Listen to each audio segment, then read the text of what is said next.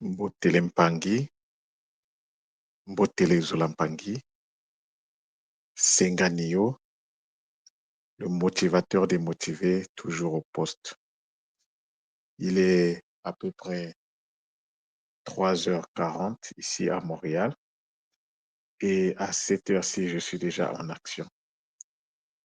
Et donc, je vais d'abord commencer par manifester ma reconnaissance vis-à-vis de Maman Wandombi, la source divine unique, pour le fait qu'elle m'ait renouvelé le souffle de vie ce matin, qu'elle m'ait donné la possibilité de me réveiller avec force, avec puissance, avec détermination en cette journée du...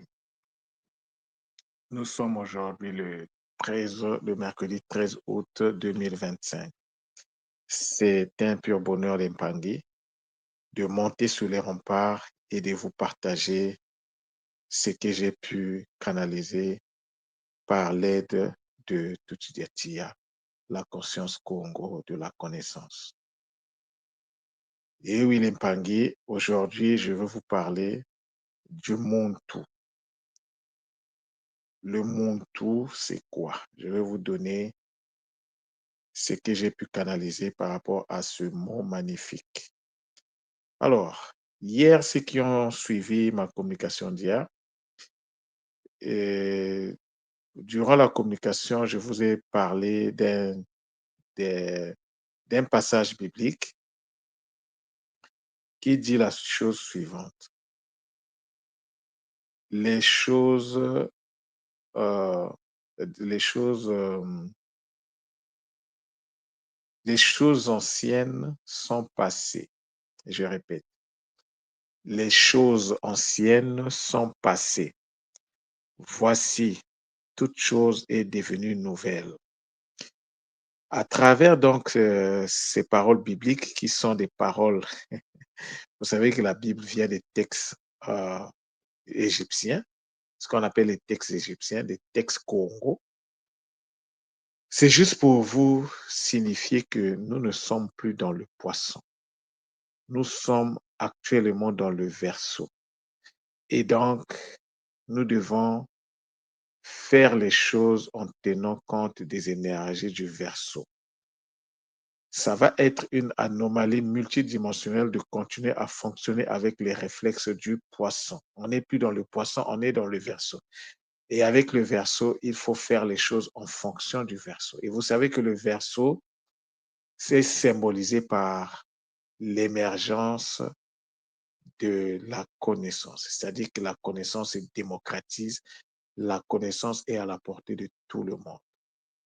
Celui qui n'est pas avoir la connaissance, n'est pas accéder à la connaissance, est une décision personnelle et non une option. C'est toi qui ne veux pas la connaissance, qui va refuser la connaissance. Et donc, l'Empangui, nous sommes arrivés à un moment de l'histoire où nous devons savoir en fait qui est le Muntu. C'est pourquoi je veux vous parler du Muntu. Alors, je ne vais pas vous parler du Muntu en allant chercher les choses à l'extérieur de ce mot. Je vous ai dit il y a quelques jours que il y a ce que l'on dit des mots et il y a ce que les mots disent d'eux-mêmes. Les deux aspects sont importants, mais le plus important, c'est ce que les mots disent d'eux-mêmes. Alors, c'est cet exercice qu'on va faire ce matin et j'ai pensé qu'il était important que cet exercice soit fait à travers le mot Muntu. Alors, nous avons l'habitude de définir le Muntu comme l'incarnation du divin dans le tout, ce qui est tout à fait vrai. Donc, cela c'est fait à travers l'incarnation sur le mot et le tout, c'est ce qu'on appelle donc la base de données. Donc, l'incarnation du divin dans la base de données qui est l'ADN, l'incarnation du divin dans l'ADN. C'est ça qu'on appelle le Muntu. Alors, lorsque je prends le mot Muntu, je débarrasse le Muntu de tout ce qui est voyelle. Je me retrouve avec MNT. Alors, M, pour ceux qui sont fiers d'être à l'école Kimoto, parce que l'école Kimoto, c'est une école qui est basée, toute école est basée sur le savoir. Donc, si tu es à l'école Kimuntu et que tu ne sais pas encore ce que ça veut dire M, ah, là, c'est grave. Si tu ne connais pas ce que ça veut dire N, c'est grave. Si tu ne connais pas ce que ça veut dire T, c'est grave. Mais les connaître, c'est une chose, mais savoir les utiliser, c'est une autre chose. Donc, il y a trois syllabes, et pardon, il y a trois consonnes dans le mot Muntu. Il y a le M qui nous renvoie à la multiplication, à l'action de multiplier. Il y a le N. Le N, généralement, ça renvoie, de façon générale, ça renvoie à la conscience dimensionnalisée. Mais lorsque le N, devant le N, il y a, pour que ça peut renvoyer à la connexion, mais pour que ça renvoie à la connexion, il faut qu'il y ait une voyelle devant. Lorsqu'il n'y a pas de voyelle devant N et qu'il y a une consonne, ça renvoie à la conscience. Et la conscience ici, c'est une conscience dimensionnelle, c'est-à-dire c'est une conscience fragmentée, l'épargne. Et finalement, la dernière consonne, c'est le T. Le T ici, c'est l'extériorisation ou la projection à partir d'une source. Alors, donc le Muntu, c'est un être qui est essentiellement manifeste deux choses. La première chose, c'est la multiplication, la capacité de multiplier les énergies. Et la deuxième chose, c'est la capacité d'extérioriser les énergies, mais de façon consciente. C'est-à-dire que lorsqu'il s'agit d'extérioriser les énergies, un vrai Muntu doit être conscient de ce qu'il est en train de faire. C'est-à-dire qu'ici, on n'est pas dans le hasard. On n'est pas dans l'aléatoire, on est dans la précision, on est dans la pleine conscience de l'opération de l'extériorisation. Mais cependant, ce ne sont pas les humains, ce ne sont pas tous les humains qui sont les tout. Il y a des tout, TU. Lorsque la conscience consciente n'est pas associée à l'opération de l'externalisation de l'énergie qui enfante, alors tu n'es pas un tout, tu es un tout. C'est-à-dire que ta base de données manque de conscience, est dissocié à la conscience, est dissocié à la conscience divine dimensionnalisée. Et lorsque je dis extérioriser, extérioriser, c'est mettre à l'extérieur, donc manifester. On met à l'extérieur pour que tout le monde puisse voir. Ce qui a été caché à l'intérieur, il faut le mettre à l'extérieur. Et j'avais expliqué ce mot-là, le mot voir, le mot tala nous explique vraiment ce concept-là. Donc, comme je disais dans le Muntu, il y a le mot qui est donc l'incarnation. Et l'incarnation ici, c'est ce que nous disons de ce mot. Mais en réalité, c'est la multiplication de l'énergie. Donc, lorsqu'on dit incarnation, il faut voir la multiplication de l'énergie, s'il faut être rigoureux avec les termes. Donc, l'incarnation consiste en la multiplication de l'énergie qui enfonce. Ce n'est pas n'importe quelle énergie, l'épargne. Tant que ce n'est pas le U qui est placé devant le M, il ne s'agit pas d'une incarnation. Pourquoi on parle incarnation? Il faut que ce soit l'énergie U qui soit là, qui rentre en multiplication. Si c'est le A qui est là, ce n'est pas de l'incarnation. Alors, la deuxième partie, c'est le Ntu. Le Ntu que qui vient du Nti, et le Nti, c'est l'arbre. Et quand l'arbre, donc, c'est un arbre dimensionné, bien sûr, parce que nous sommes dans le Nza, et que l'arbre dimensionné, qui est le Nti, est donc une source. Et la source va donc être constituée de deux choses. Et je ne vais pas en parler ici. Mais l'une de ces choses-là, c'est ce qu'on appelle le Ntu. Et le Ntu, c'est la base de données. Et la base de données, donc, consiste, lorsqu'on a une base de données, mais la base de données doit être fonctionnelle. La fonction principale de la base de données, c'est de faire remonter volontairement et de façon consciente les informations qui sont à l'intérieur de soi. Donc, c'est l'extériorisation volontaire, l'extériorisation consciente de l'énergie qui enfonte. Ça veut dire qu'il faut d'abord que tu puisses avoir cette énergie dans ton espace intérieur. Parce que si tu n'as pas l'énergie qui enfonte, tu ne peux pas, ta base de données ne peut pas fonctionner. Donc, la base de données est constituée des énergies qui fonctionnent. Et là, nous voyons vraiment le processus de fonctionnement d'une base de données. Et même nous voyons son exigence, c'est-à-dire que tu as besoin de quel type d'énergie pour que cette base de données soit fonctionnelle. Et cette énergie-là, il est normal, il est important de pouvoir l'intérioriser. Donc, si tu ne maîtrises pas l'intériorisation, ta source ne sera pas fonctionnelle. Ta base de données ne sera pas fonctionnelle. Donc, le tout est en même temps une base de données et une procédure, un processus de fonctionnement. Ce n'est pas seulement la base de données, mais la base de données a un processus de fonctionnement.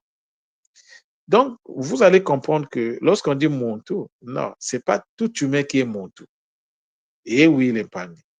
Un mon tout, c'est celui qui est conscient, qui est capable de manipuler volontairement et consciemment des énergies, de manipuler consciemment et volontairement l'énergie ou les énergies qui sont associées à l'enfantement, les énergies de l'enfantement. C'est celui qui est capable de les multiplier, c'est celui qui est capable de les utiliser, de les faire sortir de son espace intérieur pour les mettre dans son espace extérieur, pour les manifester à l'extérieur de soi. C'est celui-là qui est un Muntu. Donc, vous allez comprendre qu'un Muntu, on n'est pas tous un Muntu, on le devient. Et on le devient à travers la voie initiatique. Parce que pour faire l'opération de la multiplication, si tu n'es pas initié, si on ne te montre pas comment cela se passe, si tu ne connais pas comment cela se passe, si tu ne connais pas la place, par exemple, des voyelles, des consonnes, leurs fonctions, tu ne peux pas rentrer, tu ne peux pas faire ce que tu ne connais pas. Donc, la multiplication de l'énergie, cela sous-entend que donc, la multiplication de l'énergie qui enfante ou l'énergie qui enfante suppose qu'on doit être donc connecté à une source énergétique. On doit disposer d'une source, premièrement. Et ça suppose aussi qu'on ait fait un travail pour accéder à la capacité de multiplier les énergies parce que la multiplication vient après, c'est-à-dire qu'il faut d'abord être connecté. De la connexion à l'énergie, tu dois enfanter tes propres énergies avec lesquelles tu vas travailler. Et ce n'est qu'à partir de l'énergie enfantée, lorsque tu vas travailler sur ça, c'est cette énergie qui va rentrer dans la multiplication. Et oui, l'impact. C'est pourquoi il est important de rentrer dans le Kisalu et de prendre le Kisalu au sérieux. Mais on ne fait pas le Kisalu de façon non consciente. Le Kisalu, lorsque tu fais quelque chose, tu dois savoir qu'est-ce que tu es en train de faire. Lorsqu'un maçon est en train de poser les briques, il sait comment poser les briques, pourquoi il pose les briques. Lorsqu'un charpentier pose la charpente, il sait pourquoi il le fait, comment il le fait et qu'est-ce que ça lui prend pour le faire, les ressources pour le faire. Donc, ce sont des artistes, en fait, des gens qui maîtrisent leur art. C'est ça, ça, c'est des experts par rapport à leur domaine. Donc, un Muntu, c'est quelqu'un qui a de l'expertise lorsqu'on parle des énergies. Il connaît les énergies, il sait comment se procurer, il connaît la source, il sait comment s'en procurer, il sait comment les utiliser. C'est ça un Muntu. Un Muntu, c'est quelqu'un qui est éduqué dans la manipulation des énergies. Donc, à partir de là, on va comprendre que ce n'est pas tout humain qui est Muntu. Ce n'est pas parce que tu as 2 pieds, 2 mains, une tête et un ventre que tu es Muntu. Non. Un Muntu est un état. C'est un état d'esprit auquel il faut accéder après ou bien dans le processus, à travers le processus initiatique. Et oui, les Mpangui, nous ne sommes plus dans le poisson. Avec le poisson, on comprenait les choses selon, on était dans la croyance dans le poisson. Dans le poisson, on est dans la croyance. Même si on est dans le Kimuntu, mais il y avait la croyance qui intervenait. Parce que lorsqu'on nous dit multiplication, ça veut dire quoi multiplication? Qu'est-ce qui nous permet de dire que le MU, c'est la pardon, c'est l'incarnation, voilà. Lorsqu'on dit le MU, c'est l'incarnation, et quelque part, il y avait une pointe de comment dire, de croyance. On a cru tout de suite. parce qu'on a fait confiance, parce que c'est cette logique-là qui se présentait. Et on a répété ça, Nganio a répété ça, Nganio s'est nourri. Mais, mais lorsque nous regardons, mais le verset nous dit quoi? Le verset nous dit que ce que tu as reçu là, peu importe, mais il faut expérimenter ça. Il faut questionner les connaissances. Et donc, le questionnement de la connaissance m'a permis de comprendre que lorsqu'on parle de la multiplication, lorsqu'on parle de l'incarnation, pardon, l'incarnation consiste en la multiplication des énergies qui en font. Alors, vous allez donc comprendre que l'incarnation qui n'est pas associée au processus initiatique, ce n'est pas la même chose que l'incarnation du processus initiatique. Dans le monde de tous les jours, lorsqu'on dit incarnation, on voit donc la transformation de l'énergie en quelque chose, en chair. Parce que incarner, ça renvoie à la chair. Vous voyez? Donc, dans la perspective initiatique, lorsqu'on dit incarnation, on voit multiplication énergétique.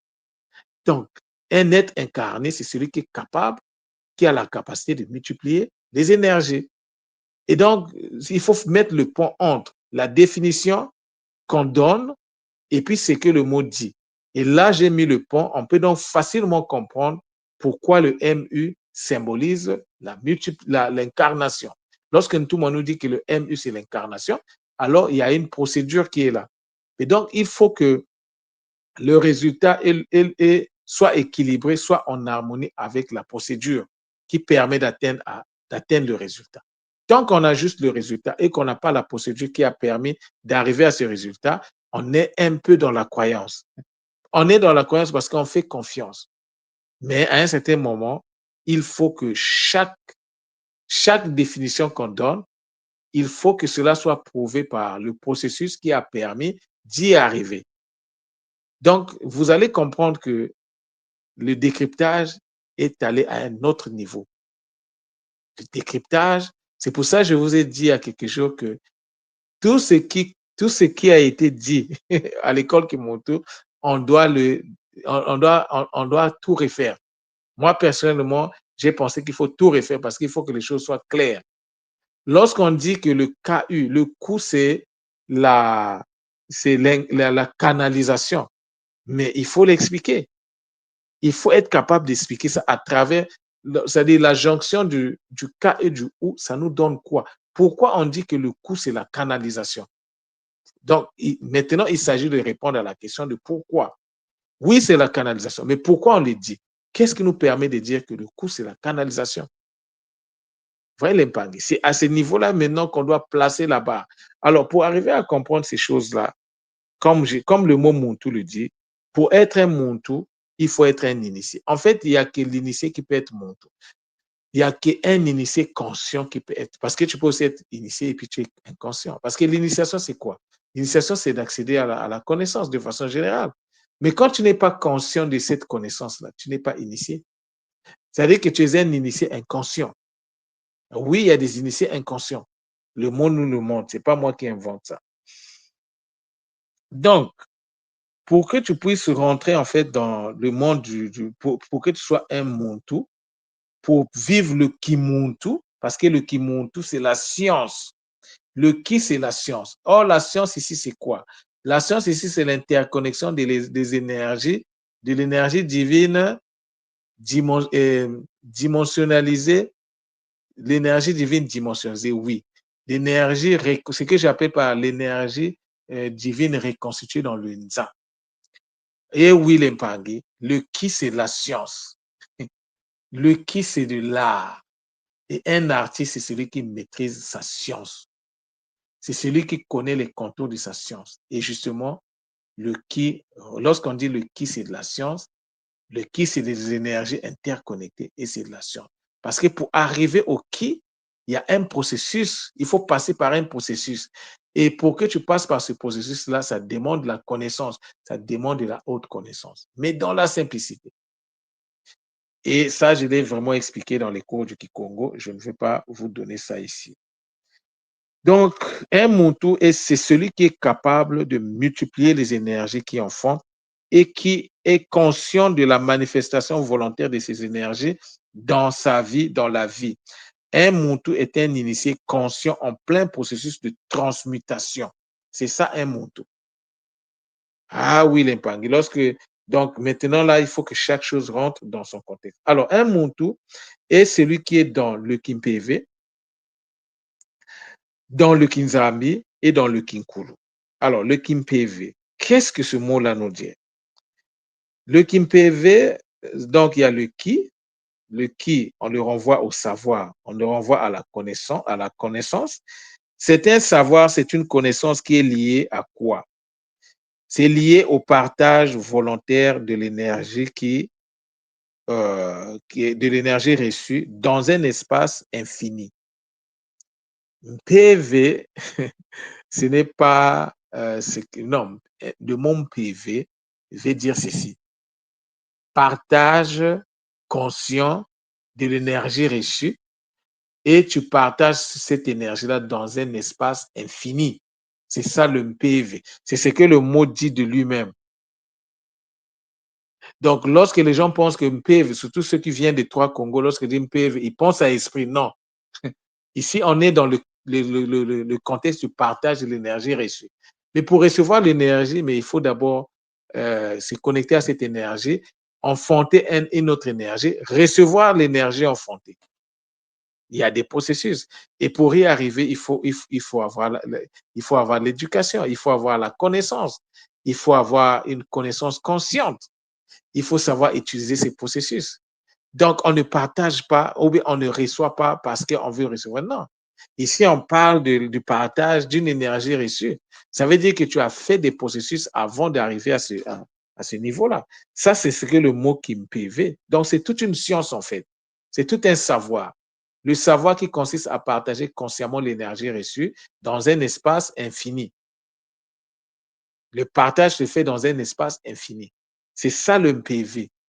Le PV, ce n'est pas quelque chose d'autre. C'est ce que le mot me dit ici.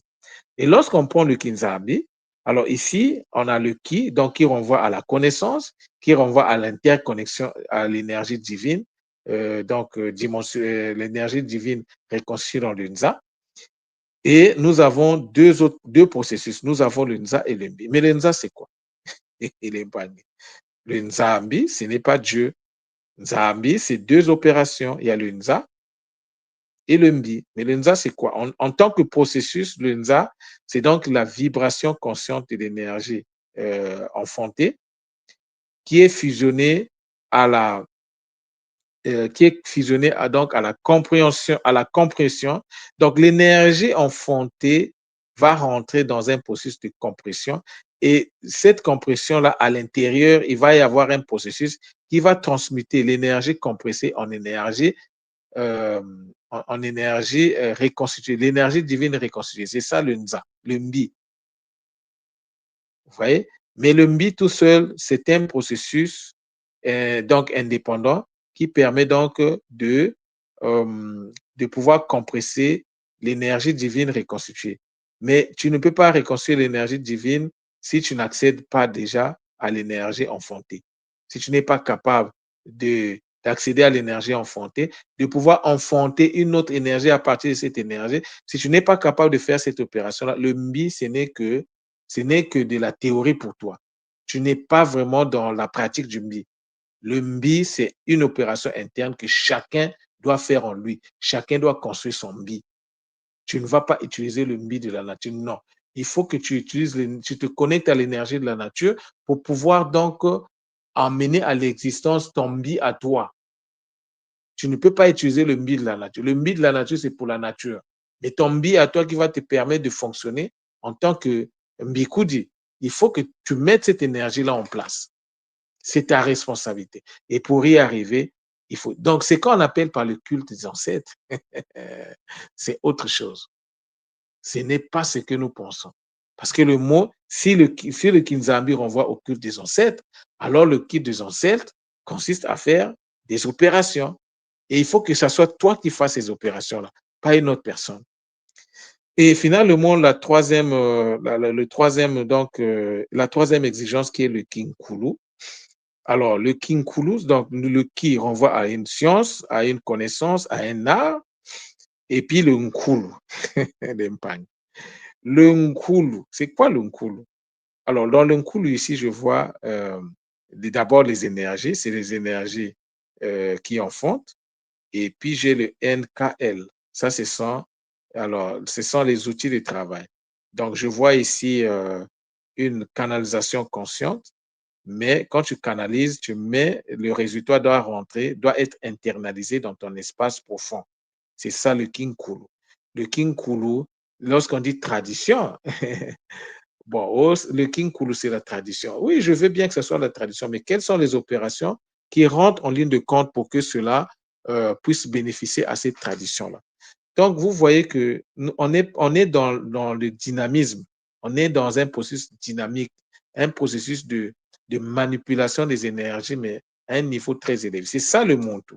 Un Muntu, c'est celui qui est capable de faire le Kimpv, le Kinzambi et le Kinkulu. Donc, ce n'est pas quelqu'un qui est assis et qui ne fait rien. Non. Alors, il faut que le Kimuntu, c'est une construction, en fait. C'est toute une construction. Et c'est en faisant cela, ces opérations, que tu peux rentrer dans la construction du Nitu Congo. Le Nitu Congo, c'est un Nitu qui se construit en se fondant sur le Kikongo. Tu ne maîtrises pas le Kikongo, impossibilité mathématique de te construire le Nitu Congo, ce qu'on appelle le corps de cristal. Pourquoi le Nitu Congo est appelé corps de cristal? Nous sommes arrivés à une période où on doit questionner la connaissance. Même si cette connaissance-là est divine, il faut qu'on la questionne pour qu'on comprenne les processus qui se passent derrière l'impandi. C'est pour cela que je vous parle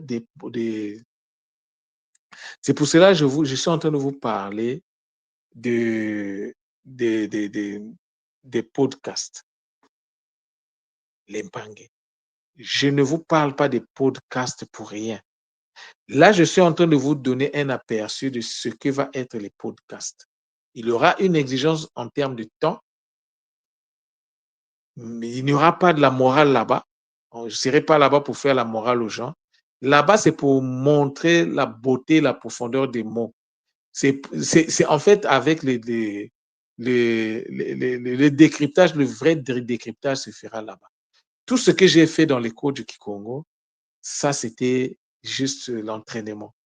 Le vrai Kisalu va commencer lorsque je vais commencer à faire le décryptage. Donc, les Mpangi qui ne sont pas originaires des trois Congos, qui ne parlent pas Kikongo, qui ne sont pas kikongophones, qui ne comprennent pas les bases du Kikongo, c'est l'occasion pour vous de comprendre cette langue-là, mais à travers le décryptage.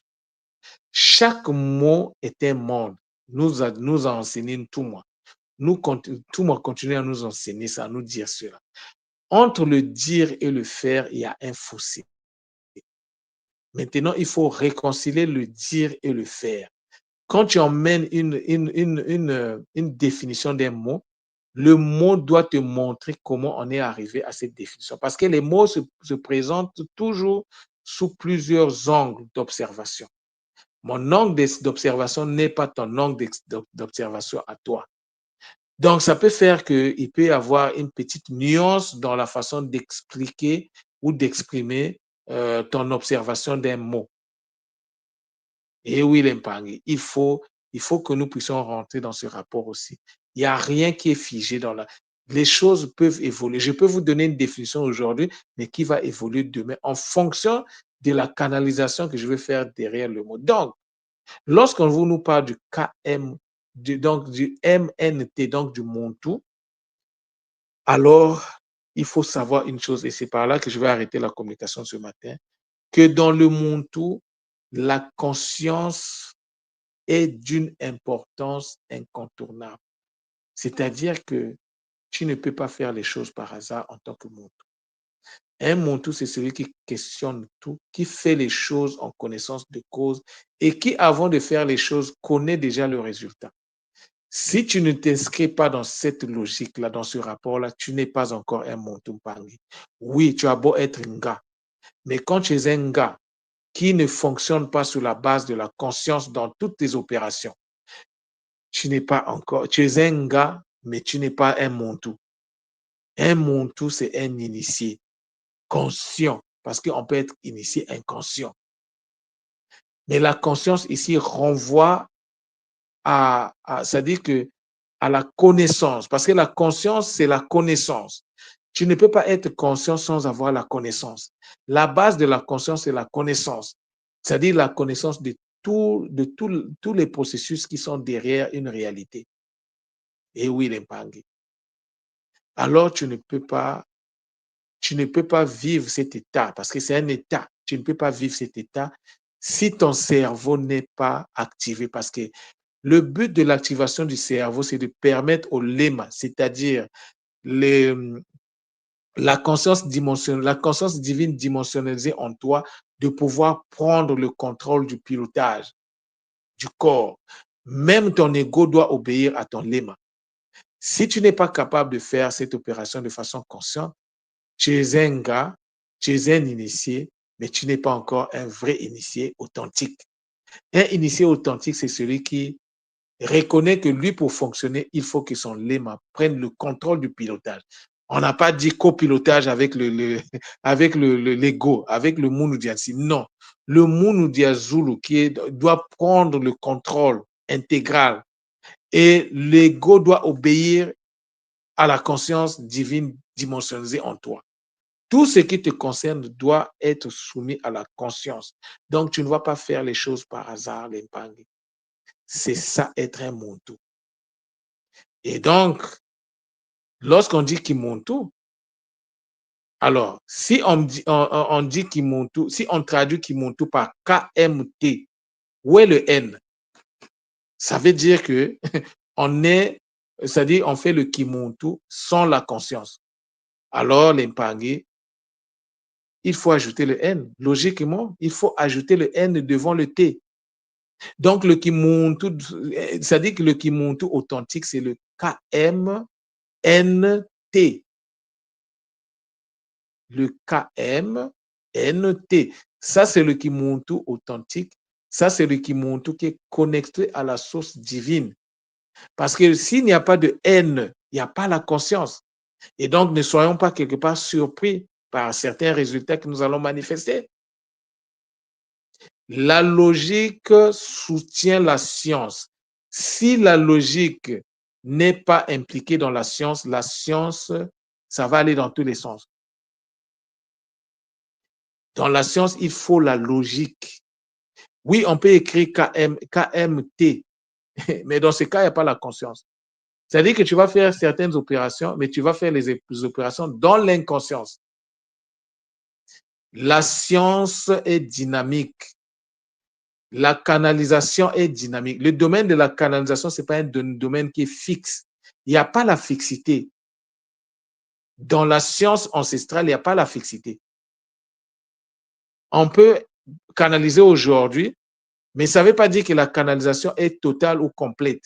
Mais lorsqu'on arrive à accéder à un autre niveau de conscience, mais il faut faire le ménage, il faut ajouter ce qu'il faut ajouter. C'est pour ça que moi, personnellement, quand j'écris, je ne mets plus le Y. Parce que lorsque je vais visiter la cosmogonie Congo, le Y n'apparaît nulle part. Si le Y n'apparaît pas dans la cosmogonie Congo, alors moi, de quel droit je vais ajouter le Y dans la cosmogonie Congo? Lorsque nous parlons des voyelles, où est-ce que nous trouvons le Y? S'il n'y a pas de Y, pourquoi nous écrivons certains mots avec le Y? Où est la logique là-dedans? Pourquoi lorsqu'on écrit le YA, on l'écrit YA avec YA? Ça sort d'où?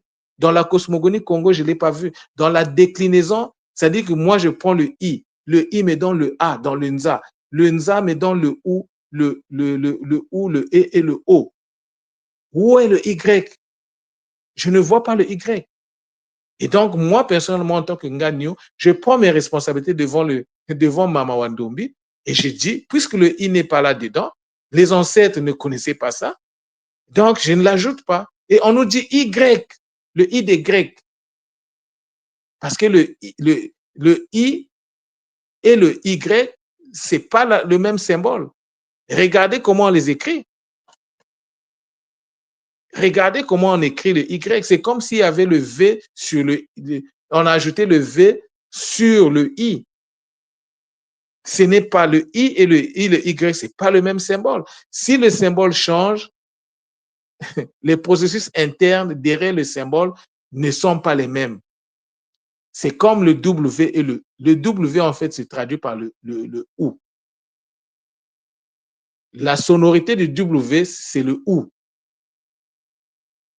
Est-ce que le OU, c'est le même symbole que le W? Non, ce n'est pas la même chose.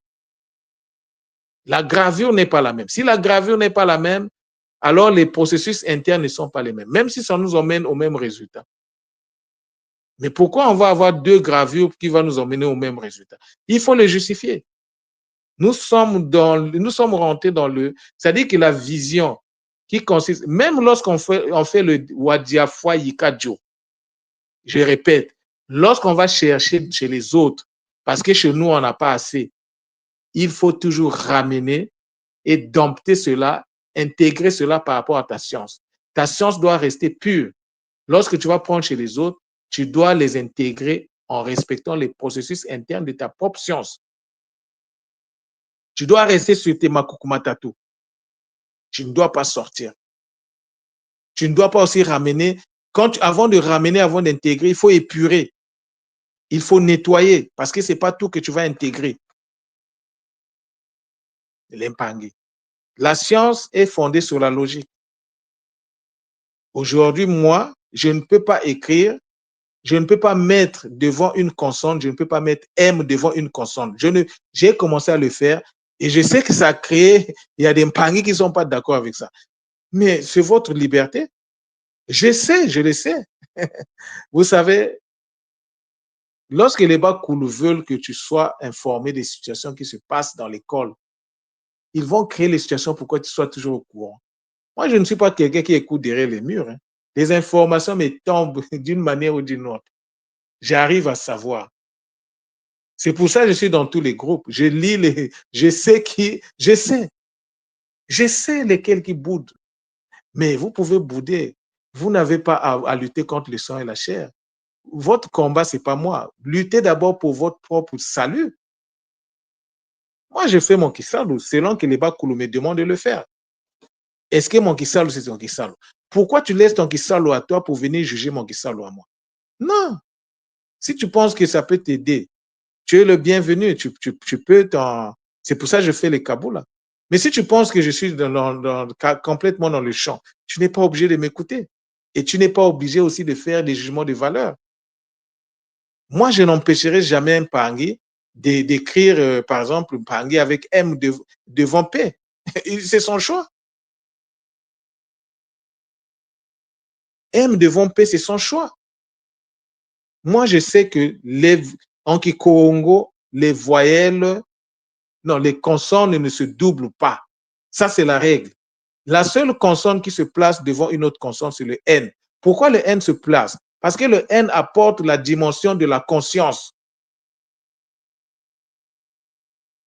Le N, c'est une particularité. S'il n'y a pas de N, il n'y a pas de conscience. Et lorsque le N est placé, lorsqu'il y a une voyelle devant le N, là, on n'est plus dans la dimension de la conscience, on est dans la connexion. Mais lorsque le N est placé, lorsque devant le N, il y a une consonne, là, on est dans la dimension de la conscience. Donc, il ne faut pas, parce que tu as vu N, tu dis conscience. Non, il y a des règles. Il y a des règles à obéir. L'impangue. Donc, voilà la communication que j'avais à vous faire. C'est juste pour nous dire qu'il y a ce que les mots disent et il y a ce que nous disons des mots. Entre ce que les mots disent et ce que nous disons des mots, qu'est-ce qui est prioritaire? L'impangue. En tout cas, c'était un bonheur de vous avoir fait cette communication. S'il y a des Mpangui qui ont des questions, mais venez. Moi, je vous invite toujours. Venez me poser des questions. Si ce que je dis ne fait pas il n'y a pas une logique. Mais lorsque tu viens, si tu veux contredire, ne contredis même pas. Propose. Il dit, Nganio, tu as dit c'est ça, moi je propose ceci. Et puis on va convoquer la cosmogonie Congo Et on va vivre, on va soumettre ça devant la cosmogonie Congo. Tout Tchidjatia va trancher. Parce que c'est lui qui est le patron, c'est lui qui est la conscience Congo de la connaissance. C'est tout Tchidjatia. Donc, voilà ce que je tenais à vous dire ce matin, exceptionnellement. Donc, nous devons être conscients des enjeux. Nous ne devons pas avoir la prétention de penser que la connaissance, qu'on ne fait pas des erreurs. On peut faire des erreurs, mais il faut avoir la capacité de corriger. Moi, je fais des erreurs, je les reconnais. Même parfois dans le décryptage, je fais des erreurs. Dans ma communication, parfois, il m'arrive de dire des mots que c'est pas ce mot-là que je voulais dire, mais je voulais dire un mot, mais c'est un autre mot qui sort. Vous voyez l'impact. C'est pour ça que je m'écoute. Je dois m'écouter. Lorsque je fais une communication, je m'écoute. Il y a des moments où je répare écouter mes anciennes. C'est pour voir aussi ma progression dans la maîtrise de cette science-là. Vous voyez? C'est comme un enfant qui apprend à marcher. Il va tomber, il va se blesser, mais il ne va jamais abandonner. Le secret, c'est ne jamais abandonner. Et c'est dans cette logique-là que Nganio se trouve. Si vous pensez que Nganio a mal fait, il a mal fait telle chose, mais montez au créneau aussi. Venez, vous faites votre petite communication, vous dites, ah, Nganio, tu as dit ceci, mais j'ai relevé telle chose, ça devait peut-être plutôt être ceci. Qu'est-ce que tu en penses? Là, c'est dans le cadre de l'échange. Mais tu ne peux pas monter comme ça. Tu n'as rien à proposer, tu n'as rien à dire, mais tu viens contredire. Non, nous, on ne veut pas les contradictions. Au Mbongi, il n'y a pas de contradiction. Au Mbongi, tu donnes ta vision, les autres t'écoutent, ils te disent, OK, c'est ce que tu as dit, c'est pas grave. Mais après, on convoque la cosmogonie Congo, on regarde. Est-ce que tu es harmonisé avec le Nza dans ton message? Si tu n'es pas harmonisé, mais on fait des corrections. Et puis on avance. Donc voilà ce que j'avais à vous dire par rapport à ça. Beaucoup de zola à vous. Matondo, matondo, matondo. Zola, zola, zola.